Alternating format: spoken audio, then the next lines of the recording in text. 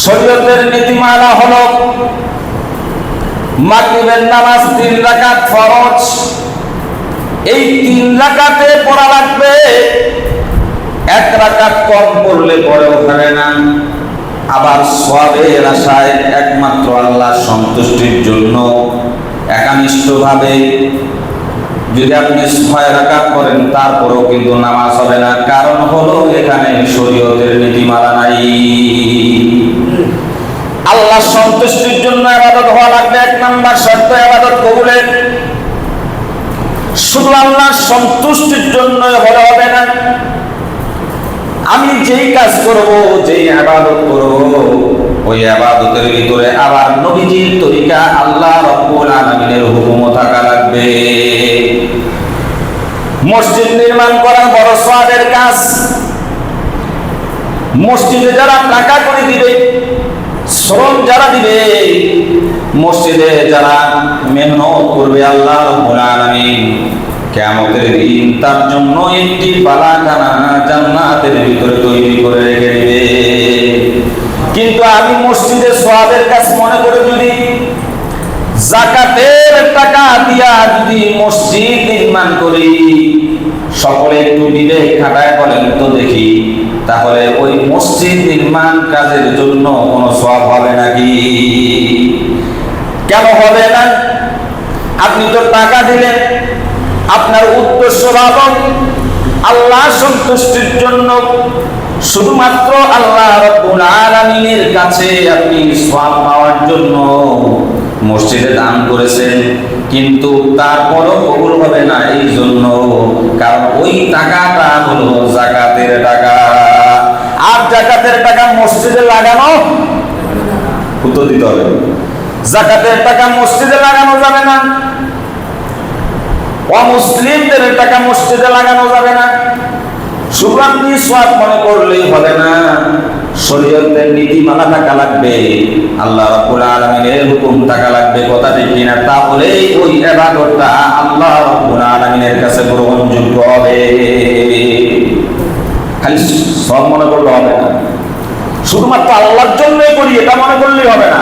আমি যে কি করতেছি ওটা আল্লাহর হুকুম আছে কিনা, আর নবীজির তৈরি, নবীজির তরিকা আছে কিনা, নবীজি যে পথে, যে মতে, যে সিস্টেমে বাতলিয়ে দিয়েছেন, বলে দিয়েছেন, করিয়ে দেখিয়েছেন, ওই সিস্টেমে হওয়া লাগবে। বন্ধুগণ আমার, রোজার বড় গুরুত্ব, রোজার বড় ফজিলত। রমজান মাসে একটি রোজা রাখলে পরে আল্লাহ রাব্বুল আলামিন 70 বছর ওই রোজাদার ব্যক্তির চেহারাটা জাহান্নাম থেকে ফিরাইয়া রাখবেন। সুবহানাল্লাহ বলেন। কিন্তু এত ফজিলত মনে করে যদি আমি ঈদের দিনও রোজা রাখি, তাহলে কি ওই রোজা কবুল হবে নাকি? কারণ হলো ওই দিন রোজা রাখা যাবে না, ওইটাই ইবাদত। ঈদের দিন রোজা রাখা হারাম, ওইটাই ইবাদত। ঈদের দিন খানা খাওয়া, ওইটাই ইবাদত। এই জন্য আল্লাহ রাব্বুল আলামিনের হুকুম যেটা আছে ওইটাই হলো ইবাদত। হুকুম পালন করা লাগবে। কথা কি বুঝতে পারছি? একটু মনোযোগ দিয়ে বলেন তো দেখি, ইবাদত কবুল হওয়ার জন্য কয়টা জিনিস লাগবে? কয়টা জিনিস? খালি শুনতেছেন, মুখস্থ করেন। 2টা জিনিস লাগবে। 1 নাম্বারটা হলো আল্লাহ রাব্বুল আলামিনের হুকুম, নবীজির তরিকা। আর 2য় নাম্বার হলো শুধুমাত্র কেবলমাত্র আল্লাহ রাব্বুল আলামিনের সন্তুষ্টির জন্য ইখলাসের মাধ্যমে ইবাদত করা। কথা বুঝতেছেন? এই জন্য আল্লাহ রাব্বুল আলামিন ইখলাসের প্রতি গুরুত্ব দিয়ে কোরআনুল কারীমের মধ্যে আলোচনা করেছেন। আল্লাহ রাব্বুল আলামিন বলেন, কুল ইন্না সালাতি ওয়া নুসুকি ওয়া মাহইয়ায়া ওয়া মামাতি লিল্লাহি রাব্বিল আলামিন লা শারীকা লাহু ওয়া বিযালিকা উমিরতু ওয়া আনা আউয়ালুল মুসলিমিন। সুবহানাল্লাহ। আল্লাহ রাব্বুল আলামিন বললেন, হাবিব শুধু ইবাদত করলেই হবে না। কুল ইন্না সলাতি, আপনি বলুন নিশ্চয় আমার নামাজ, অবশ্যই আমার নামাজ, ওয়া নুসুকি এবং আমার কুরবানি, ওয়া মাহইয়ায়া আমার হায়াত, ওয়া মামাতি আমার মওত, লিল্লাহি রাব্বিল আলামিন ওই রবের জন্য যিনি সমস্ত সৃষ্টি জগতের রব পালনেওয়ালা। কথা কি বুঝতেছেন? নবীজি যদি এটা বলেন তাহলে আমাদেরকেও মানা লাগবে কিনা? তাহলে আমার নামাজ কার সন্তুষ্টির জন্য হবে? কথা বলে না। আমার নামাজটা কার সন্তুষ্টির জন্য হবে? আল্লাহ রাব্বুল আলামিনের জন্য। আমার কুরবানি কার জন্য? আল্লাহ রাব্বুল আলামিনের জন্য। আমার হায়াত কার জন্য? আল্লাহ রাব্বুল আলামিনের জন্য। আমার মওত কার জন্য? আল্লাহ রাব্বুল আলামিনের জন্য। তারপর বান্দা স্বীকৃতি প্রদান করবে, লা শারীকা লাহু ওয়া বিযালিকা উমিরতু ওয়া আনা আউওয়ালুল মুসলিমিন। তারপর বান্দা স্বীকৃতি প্রদান করবে, রব্বুল আলামিন লা শারীকা লাহু আমি শরীক করি না, ইবাদতের মাধ্যমে আমি কোনো শরীক করি না, এবং আমি ওয়া আনা আউওয়ালুল মুসলিমিন আমি মুসলমানদের মধ্যে একজন। শরীক যদি করেন, শিরক যদি করেন তাহলে মুসলমান দাবি করা যাবে নাকি?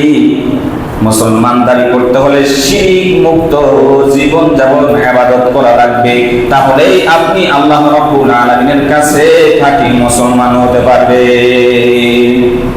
এখন একটু বলেন তো দেখি, ইবাদতের মধ্যে শিরক আছে না নাই? সেজদা কার জন্য হবে? কিন্তু আমাদের দেশে, উপমহাদেশে সেজদা আবার মানুষের জন্য দেয় কিনা? হ্যাঁ, দেয় না? কিছু মানুষ আছে না সেজদার মাধ্যমে শিরক, ওটাকে ইবাদত মনে করতেছে, এটাকে বলা হয় ইবাদতে শিরক। আবার এই বাংলাদেশে আমি দুই চোখে দেখেছি জিন্দা পীর, মুর্দা পীর কেউ সেজদা দেয়। আমার মোবাইলের মধ্যে ভিডিও আছে, মাজারের মধ্যে সেজদা দেয়, অথচ সেজদাটা একমাত্র শুধুমাত্র কেবলমাত্র যিনি আমাকে সৃষ্টি করেছে, যিনি আমাকে কপাল দিয়েছেন, এই কপাল আর নাক একমাত্র আল্লাহ রাব্বুল আলামিনের জন্য হওয়া লাগবে। কথা ঠিক কিনা? তা শিরকের আলোচনা আজকে করছি না, আয়াতটা যদি এসে গেছে এই জন্য বললাম। আজকে ইখলাসের গুরুত্ব বলছি। কিসের গুরুত্ব? ইখলাস ছাড়া কোনো ইবাদত হবে না। বন্ধুগণ আমার, কোরআনুল কারীমের মধ্যে আজকে যে আয়াত তেলাওয়াত করেছি, সূরাতুল মুলকের 1 নাম্বার আয়াত এবং 2 নাম্বার আয়াত তেলাওয়াত করেছি। আল্লাহ রাব্বুল আলামিন ইবাদতের গুরুত্ব বলতে গিয়া এখানে সুন্দর করে বলেছেন, তাবারাকাল্লাযী বিয়াদিহিল মুলকু ওয়া হুয়া আলা কুল্লি শাইইন কাদির।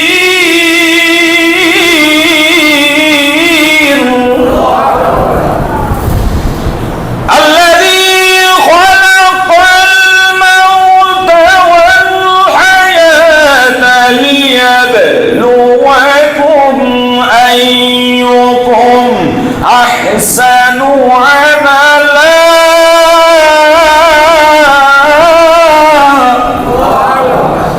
وهو العزيز الغفور।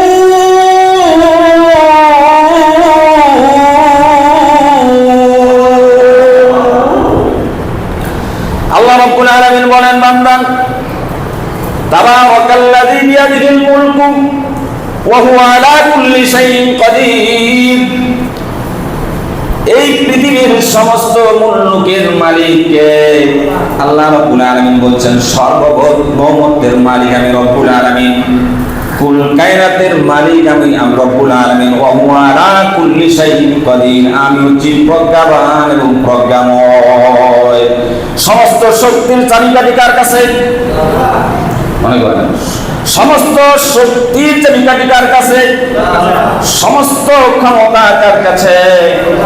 যার কাছে সবচেয়ে বড় ক্ষমতা, যিনি প্রজ্ঞাময়, করুণাময়, যিনি দয়াময়, একমাত্র শুধুমাত্র তারই ইবাদত হওয়া লাগবে। তারপর আল্লাহ রাব্বুল আলামিন বলেন, আল্লাযী খালাকাল মাউতা ওয়াল হায়াতা লিয়াবলুয়াকুম,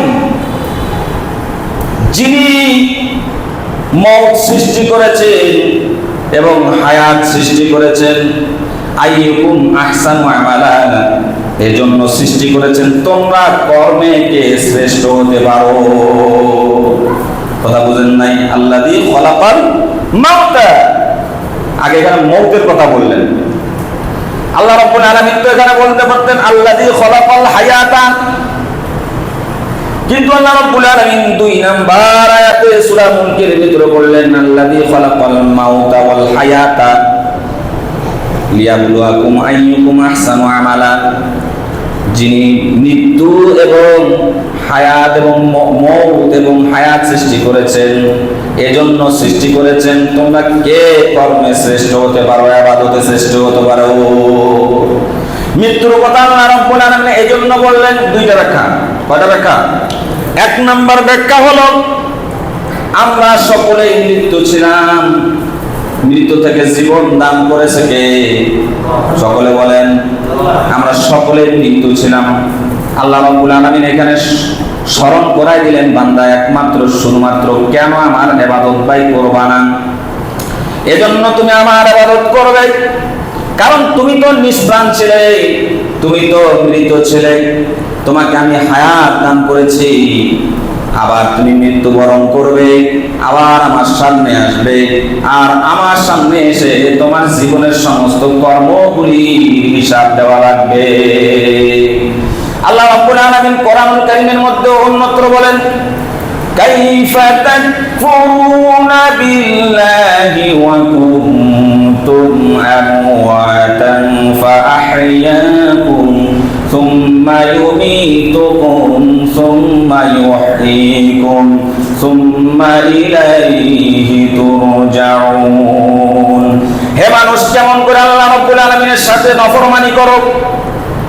তুমি তো ছিলে মৃত, তোমাকে মৃত থেকে জীবিত করলাম, আবার জীবিত থেকে মৃত করব, আবার ওই মৃত থেকে কিয়ামতের দিন আবার জীবিত করব, সুম্মা ইলাইহি তুরজাউন, আবার ওই আল্লাহ রাব্বুল আলামিনের কাছে তোমারে যেতে হবে, দাঁড়াতে হবে। আমাদের সকলকে আল্লাহর সামনে দাঁড়াতে হবে, এই বিশ্বাস আছে? তাহলে নফরমানি করা যাবে, ইবাদতে নফরমানি করা যাবে, আখলাকে নফরমানি করা যাবে, আমলে নফরমানি করা যাবে, কোন ক্ষেত্রেই আল্লাহ রাব্বুল আলামিনের সঙ্গে নফরমানি করা যাবে না। আল্লাহ রাব্বুল আলামিনের ইবাদতের মধ্যে বিশ্বাস অর্জন করা লাগবে, বিশ্বাস থাকা লাগবে। কথা ঠিক কি না বন্ধুগণ আমার? আল্লাহ রাব্বুল আলামিন অনেক জায়গায় স্পষ্ট করে বলে দিয়েছেন, বান্দা একনিষ্ঠভাবে আমার ইবাদত করো, আমার ইবাদত থেকে তোমরা পিছু পা হও না। বান্দা ইবাদত বা কেমন করবা না?